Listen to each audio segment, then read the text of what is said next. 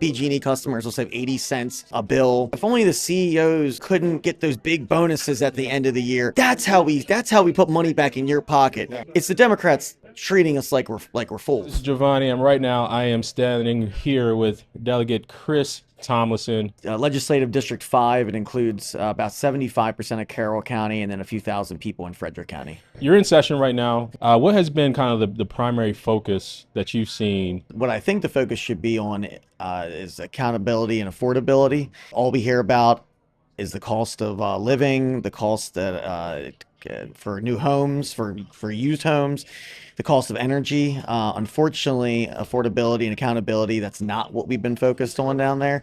And when I say we, I'm referring to the entire General Assembly. The leadership of the General Assembly has decided that our focus should instead be on congressional redistricting, mid-cycle congressional redistricting, and going after ICE and being essentially pro-illegal immigration and anti-ICE. Right, so affordability is big. I mean, I think everyone, wealthy and poor, are really feeling the issue when it comes to pricing, whether it is primarily with energy.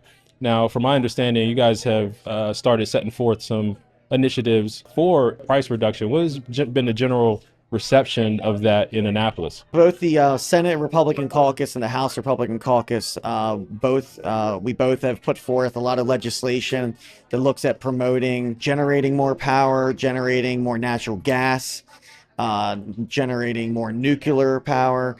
We've looked at different legislation that will really just look at removing Empower, which, for all this talk about bringing the cost of your energy bill down, I mean, if you look at the individual line items and how that adds up to what you're paying each month, this Empower, which came through by an act of the Maryland General Assembly, and it can be removed through an act of the Maryland General Assembly.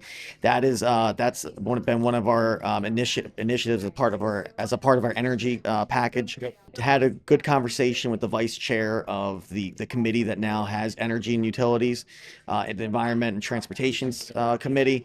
Had a good conversation the first couple weeks with the new vice chair about what was Senate Bill 1 back in 2024. Senate Bill 1, what that did was it basically destroyed and shut down the third-party energy supplier market. For years in Maryland, even if you lived in BG&E's region, you still had an option to go with a third party. SB 1 from 2024, we told them that the effects of this bill were going to be that you would see all these companies leave and run out of Maryland, and now folks are finally they're seeing on their bill, by the way, when your contract ends in a couple months, we're out, we're not renewing.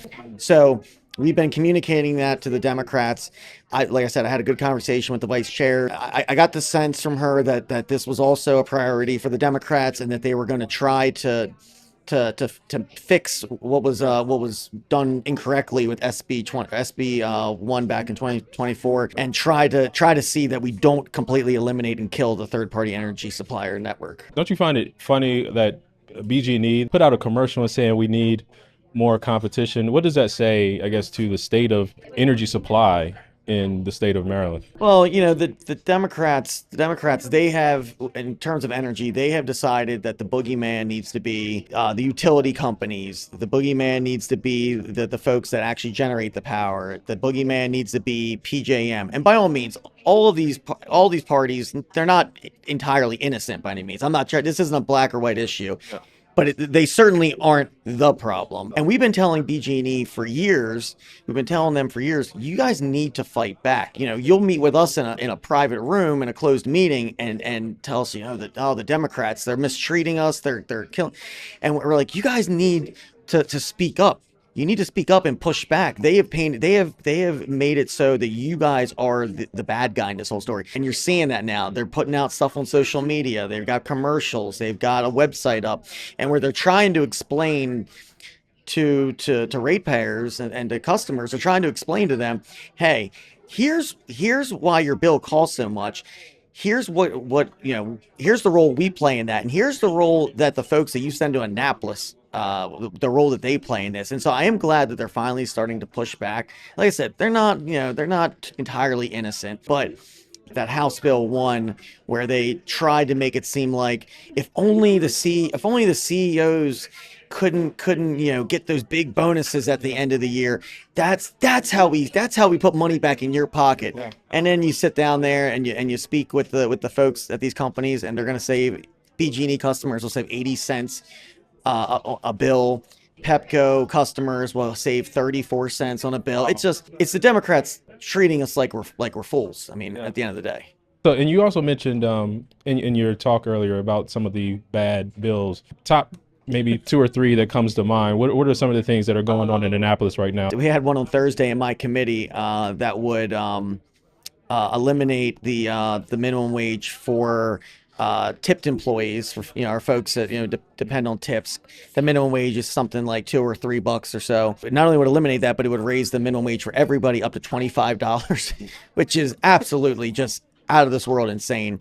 I mean, it was crazy when they raised it to 15 not so long ago, and then to jump to 25 is just, this is craziness. Are they measuring the effects of this? Because I mean, we haven't seen business boom since the minimum wage was increased, though, have we? No, and in fact, there was people there talking, especially about getting rid of the minimum wage for tipped employees. They did that in D.C. A year or 2 ago, and we had folks there from D.C. who were talking about all the restaurants that have closed because folks don't. I mean, and the room was full of people on both sides, different restaurant workers. Some people who supported it, but then a lot of people who said, no, I like working for tips. I make more receiving tips than I would if you were to give me a $15 or even $25 minimum wage. Another one of the absolutely crazy ones came through my committee.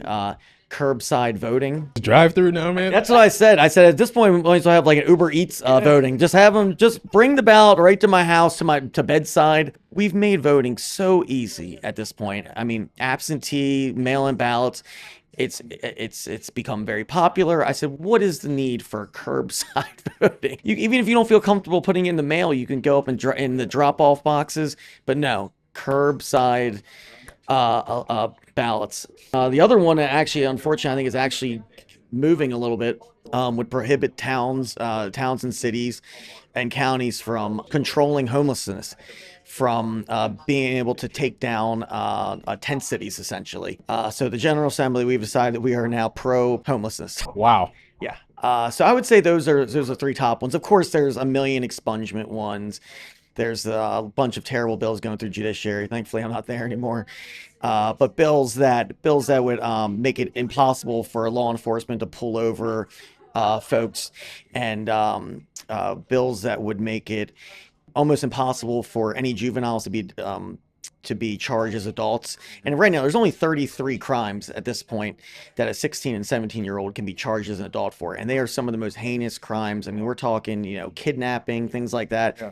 And there's a large body of people down there who believe that 16 and 17-year-olds, no matter how heinous the crime is, at no circumstances should they ever be charged as an adult. Well, there you have it, man. I appreciate you taking the time to talk with me, and I look forward to something positive coming out of Annapolis.